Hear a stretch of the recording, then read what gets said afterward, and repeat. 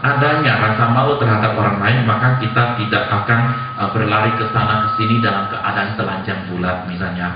Ya, jadi dengan adanya rasa malu terhadap orang lain, maka kita juga tidak merokok di tempat umum, ya, ataupun ya misalnya di hadapan seorang guru, ya, dengan adanya rasa malu terhadap orang lain, kita akan ya berlaku baik sekali, menjalankan latihan kita dengan baik, menyelesaikan PR kita, artinya praktis harian kita dengan baik sekali, ya, dikarenakan adanya guru kita di samping. Dan ini adalah sesuatu yang baik juga, ya, karena disebabkan karena adanya orang lain, sehingga karena kita malu, maka kita berusaha untuk menjaga etika ataupun tingkah laku.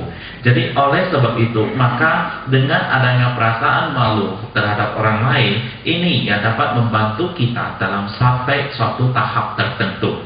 Tetapi apa yang penting di sini adalah merupakan poin 4 ini, yaitu mempunyai perasaan malu terhadap diri sendiri. Karena bagaimanapun juga, ya, karena bagaimanapun juga seorang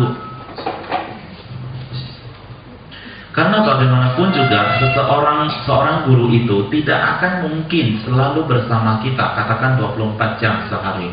Ya, jadi boleh dikatakan ya bahwa kita itu jauh lebih banyak waktu menghabiskan dengan diri kita sendiri. Mungkin 98-99% waktu yang kita habiskan itu adalah dengan diri kita sendiri. Jadi apa yang terjadi adalah bila mana kita tidak memiliki rasa malu terhadap diri sendiri, maka kita bisa saja waktu ada guru kita melakukan halnya dengan baik sekali. Pada saat gurunya tidak ada di samping kita, maka kita menjadi seorang yang sangat bebas sekali.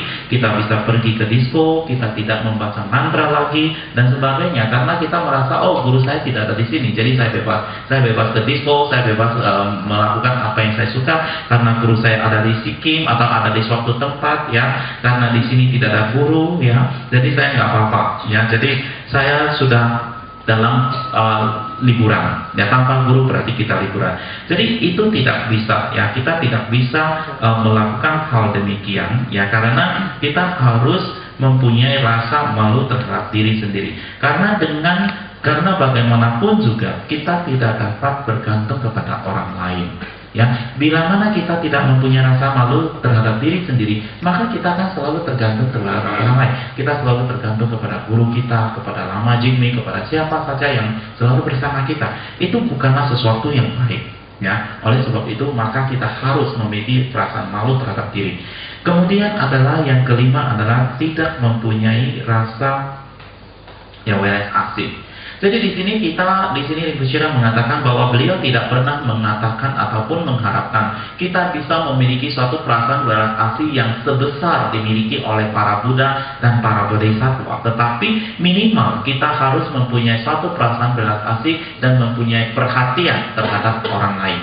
Jadi tidak bisa misalnya pada saat seseorang itu dalam kesusahan ataupun dalam masalah, kita mengatakan mampuslah dia, memang dia pantas untuk menerima itu karena kamu atau dia itu sudah berbuat jahat terhadap saya, sudah berbuat nakal terhadap saya, maka dia memang pantas menerima itu semua. Hal ini tidak boleh kita lakukan, hal ini tidak boleh kita perbuat, ya. Jadi apa yang perlu kita lakukan adalah pada saat orang siapapun itu mengalami suatu masalah ataupun ya ketidakberuntungan, maka kita harus dengan hati yang tulus, ya, merasa kasihan dan juga memperhatikan orang tersebut. Itulah yang perlu kita lakukan.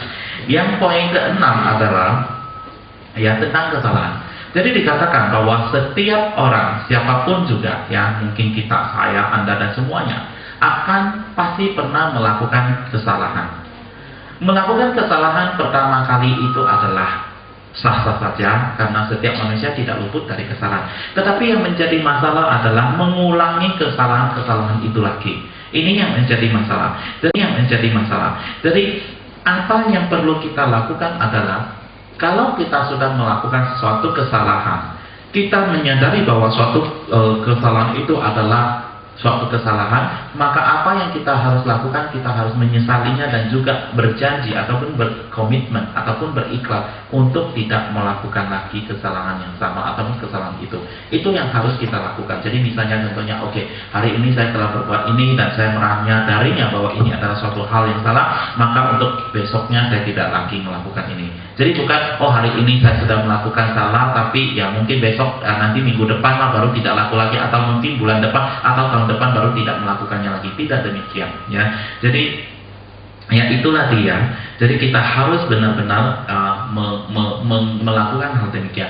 Jadi bila mana seseorang ya memiliki hal-hal demikian, keenam hal yang disebutkan di atas ini di dalam dirinya, maka secara otomatis orang tersebut sebenarnya termasuk dalam kelompok yang pertama ini, keluarga yang terputuskan ataupun yang keluarga hancur ini.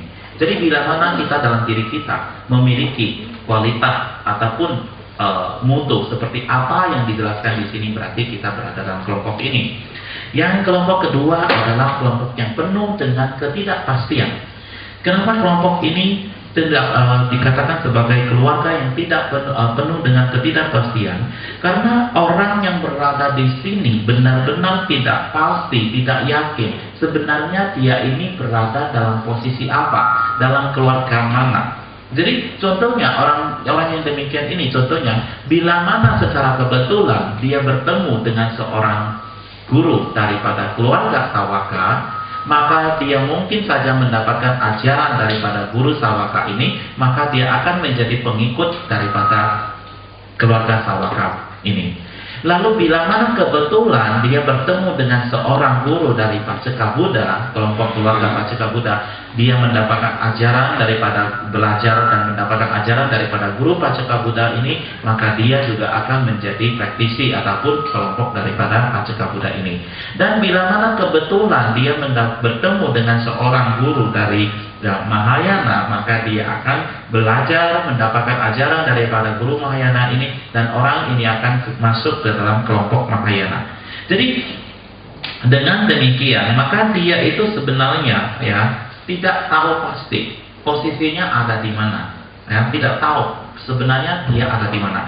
Oleh sebab itu maka di sini Rinpoche mengatakan kebanyakan waktu sebenarnya kita berada di dalam kelompok keluarga ini, berada di dalam kelompok keluarga ini, ya, di antara keluarga ini.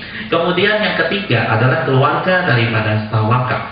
Sawaka itu juga dalam arti harfiahnya adalah yang pendengar. Yang pendengar artinya adalah mereka-mereka yang mendengarkan ajaran daripada para Buddha dan para Bodhisattva. Kemudian setelah mendengarkan ajaran tersebut, mereka mempraktekkan ataupun melatih, ya, berdasarkan ajaran tersebut. Lalu apa yang menjadi karakteristik ataupun sifat daripada makhluk ataupun manusia ataupun yang berada dalam kelompok Sawaka ini? Yang satu kualitas yang paling unik daripada keluarga Sawaka ini adalah orang yang benar-benar melihat, ya, bahwa samsara ini adalah merupakan suatu tempat yang penuh dengan penderitaan, bahwa samsara ini adalah bukan suatu tempat untuk tinggal, bahwa mereka itu benar-benar ingin menutup semua pintu menuju ke alam samsara ini.